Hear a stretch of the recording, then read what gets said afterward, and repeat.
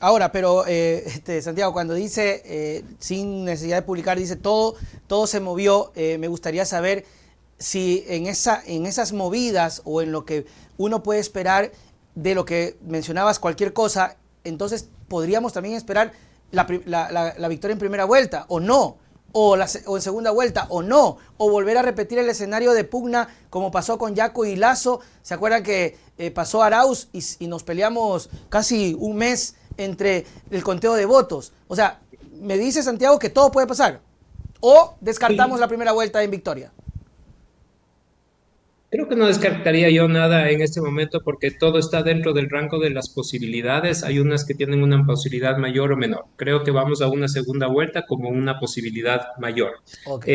Sabemos, a partir de la información que disponemos, que la candidatura de la Revolución Ciudadana tiene muchas posibilidades de entrar en esa segunda vuelta y a partir de la información que tenemos podría ser que el contendor puede ser Jan Topic. Entonces, a partir de ahí, lo que yo diría es que algunas campañas van a tener que hacer una reingeniería completa, ¿no? Es decir, todo lo que hicimos vamos a revisar al menos, si Claro. no cambiar, si no desechar, y empezar casi como desde cero nuevamente, Ujú. ¿no? Yo siento que así como ha sido tan extraordinaria esta primera vuelta, tan insólita, también vamos a tener una segunda vuelta muy especial, ¿no? Y por lo tanto demanda mucha inteligencia, también mucha sabiduría para saber comprender cuál es el mensaje de los electores y también una buena planificación, engancharse bien ahora con las necesidades de los electores, hacer bastante investigación seria, no creer en encuestas infladas, manipuladas, etcétera. Y creo que ese es el gran reto de las campañas a partir del día lunes 21 de agosto. Santiago, ¿y algo que decir sobre la asamblea o eso va a tener incidencia directa al resultado del presidente?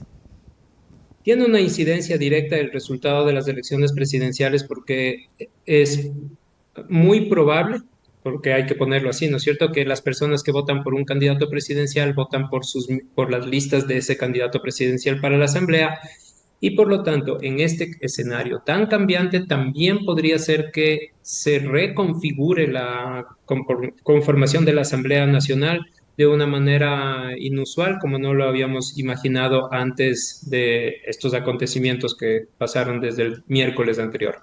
Santiago, la gente, porque yo siempre digo, yo siempre estoy como que apelando al voto útil o a que la gente tome una decisión, pero me dices que la gente ya no está viendo, Santiago, proyectos, ya no está viendo estructura, ya no está viendo eso porque al decir que hay una gran posibilidad con Topic y tenemos un personaje nuevo que tiene una estructura pero que no se pertenece a ella, que ha dicho incluso a veces que así sea Nebo el líder, a él no le van a venir a decir lo que tiene que hacer. A la gente ya no le interesa mucho eso, Santiago, esa lealtad de partidos, porque es lo que buscaba la RC, esa lealtad, pero parece que no importa mucho eso, porque está Topic que no es del PCC. Sí, aparte de la Revolución Ciudadana, que es una organización que ha hecho un enorme trabajo de consolidación orgánica y también de construcción de una marca que les identifica con tanta fuerza, y eso tiene sus pros y sus contras, sabemos, ¿no? Me parece que del resto no hay realmente una afinidad ideológica y política en el Ecuador, pero eso no es nuevo, ¿no? Porque nosotros podemos ver, por ejemplo, en las pasadas elecciones participó Herbas como candidato de la izquierda democrática, ahora está en reto, la vez Ujú. pasada le fue bien, ahora no le va a ir bien. ¿Por qué no le va a ir En, bien a Zaero? Es increíble. ¿Por qué no le va a ir bien? porque perdió el momento, pero porque ya no es la novedad del momento y me parece que también le afectó mucho esta desintegración que vivió ese partido político. Ok. Y, por ejemplo, también en el caso en Quito, por ejemplo, tuvimos a Jorge Yunda que ganó las elecciones para alcalde de Quito en el año 2019 con Unión Ecuatoriana, creo que se llamaba el Así es. partido, y participó en las pasadas elecciones por Pachacutic y tiene casi la misma votación participando por Unión Ecuatoriana que participando por Pachacutic. Esto quiere decir que en el Ecuador la personalización de la política es una marca de nuestra cultura política y no la afinidad hacia las organizaciones políticas. Las organizaciones políticas van y vienen, aparecen, desaparecen. Nosotros tenemos, aparecen como se reproducen las organizaciones políticas, pero después se extinguen y después aparecen nuevas organizaciones políticas. Eso tenemos que aceptar, que esa es la realidad de la política ecuatoriana y en realidad eso nos habla de la necesidad de repensar el sistema político, ya yendo un poco más a esta parte más de diseño institucional. No se trata de tener tres o cuatro grandes partidos políticos ideológicos, como les encantaría a los institucionalistas de la academia, sino realmente pensar un poco cómo, cómo desde la cultura los ecuatorianos entienden la política. Y en muchos casos también tenemos muchas organizaciones locales, provinciales, Bastantes. cantonales, que no tienen nada que ver con los partidos políticos nacionales y que son exitosas en sus provincias y permanecen durante muchos años, como por ejemplo el Partido Conservador en Carchi, ¿no?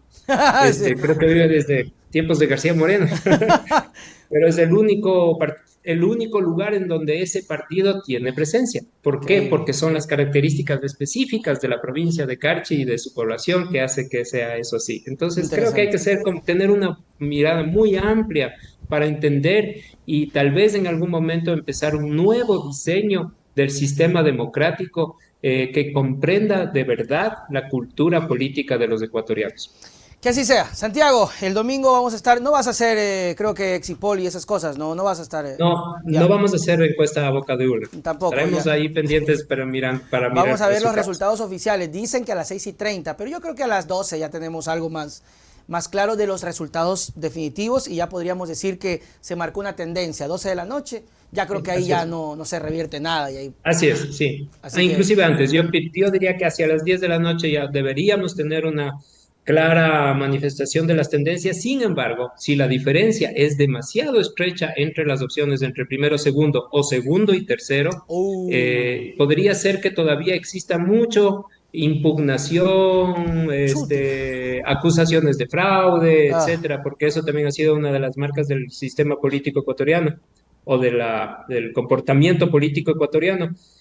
Así que esperamos que tener un día tranquilo, en paz. Ojalá el exit poll que se va a realizar contribuya a la paz y a la normalidad del proceso electoral y no lo contrario. chute, eso es lo turro, pero yo igual lo voy a pasar, porque de todas maneras hay que estar ahí en el relajo, pero yo le voy a decir a la gente que no le pare mucha bola, sino esperar los resultados finales. Santiago, tus palabras para despedirnos.